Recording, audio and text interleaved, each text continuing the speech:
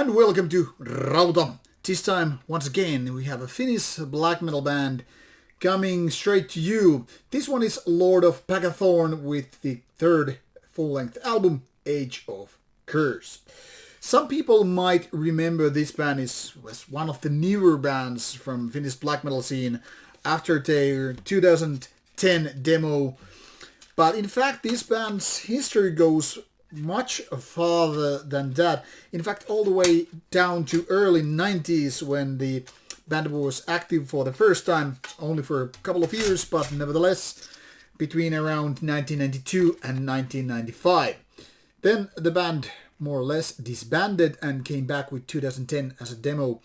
And since then they have been doing stuff with Woodcut Records, also from Finland, and one MCD and 3 full albums later, here we are, more than 10 years in the second coming.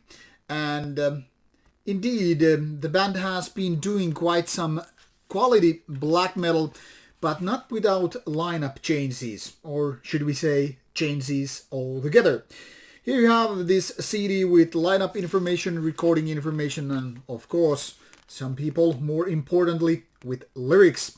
This one is about 46 minutes of Finnish black metal, the kind of melodic and somewhat raw kind, yet not super raw, not super primitive, maybe not primitive at all, but also not in the vein of being super sweet or symphonic and all that.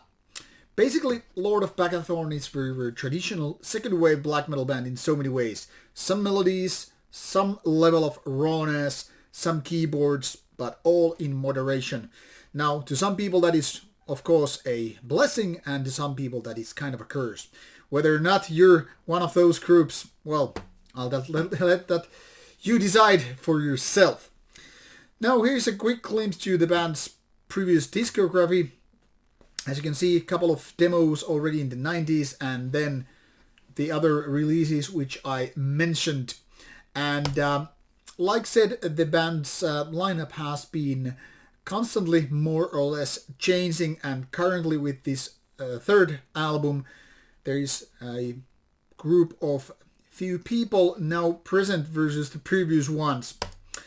Now, those of you remember already these albums, Necrophilia and Daemonophilia, well, they know that they're quality work. And in my opinion, Daemonophilia was actually the peak point of the band, especially, the second coming, which it's kind of a catchy and already really nicely done songwriting and everything to complement that with vocals and production fitting the music. Now, my first spin of Age of Curse was a little bit of a disappointment. Now, I don't know exactly what it was, but I felt there is too much the kind of a filler material versus the good stuff. And I was a little bit of disappointed because obviously after 2 good albums and 1 EP and this MCD, I was just expecting more. So I was preparing for impact when the second spin came along, and then I was like pretty much more adjusting to what was actually happening. There were now, I guess, more keyboards, but more so some kind of songwriting that felt a little bit new. Now, it might be just in my head, but I was a little bit like, what's going on? Like, has the band changed and all that stuff?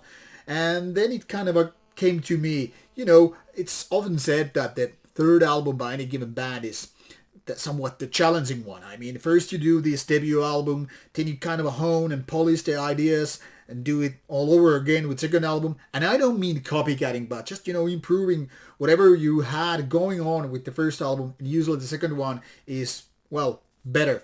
Third album is sometimes the divider. Sometimes you either go very different direction, or you just lack these ideas and as such become the challenging ones. Obviously, the world is filled with really brilliant third albums. That's kind of a given.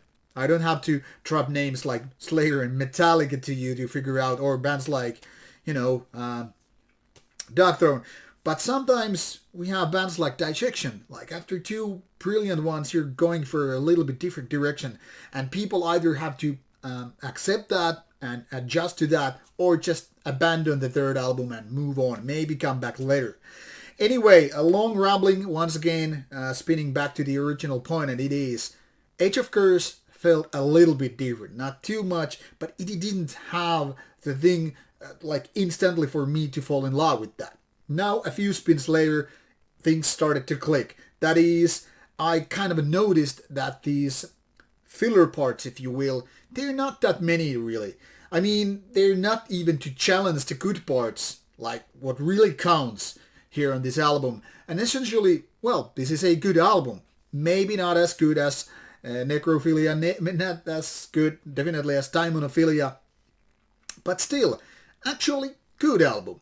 You know, everything here is pretty much working for the goodness. I mean, you have those riffs which have this kind of a primeval energy. You have these melodies which then again add this layer of catchiness. And you have those keyboards to, you know, complement it all. But for me, those keyboards are actually quite unnecessary. I could have very well lived without them. For me, they are nothing of extra value as such. It's more like, okay, there are some keyboard parts, but so what?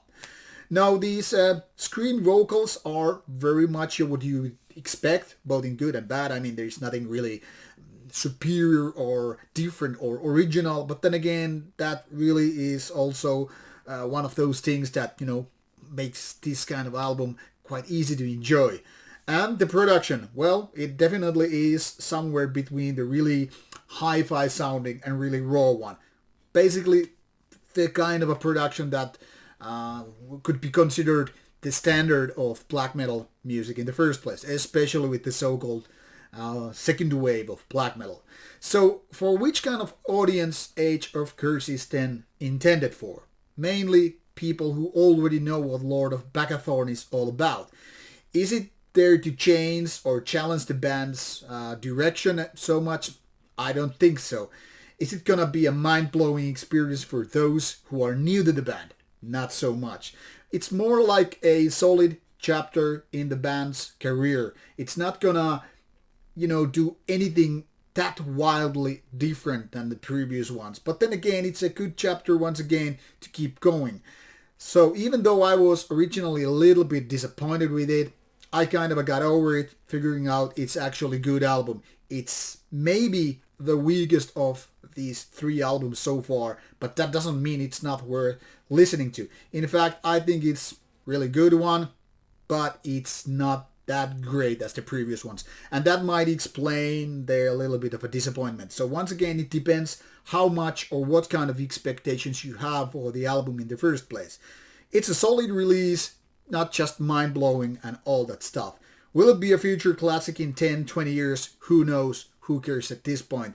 Now you want to obviously check out. This album is out on 21st of May 2021, so only a day away. Go check it out, and what can I say? I hope you like some Finnish black metal the way it was meant to be. Meanwhile, take care, stay metal, bye bye.